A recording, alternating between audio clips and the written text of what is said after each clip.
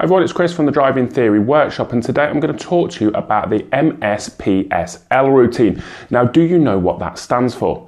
It's a routine that's used when you're approaching any junctions or any roundabouts and anything similar.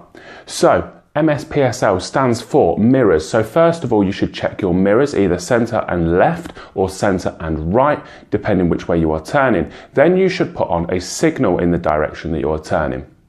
The P stands for position, so position yourself in the correct lane and the correct position in that lane for your turn.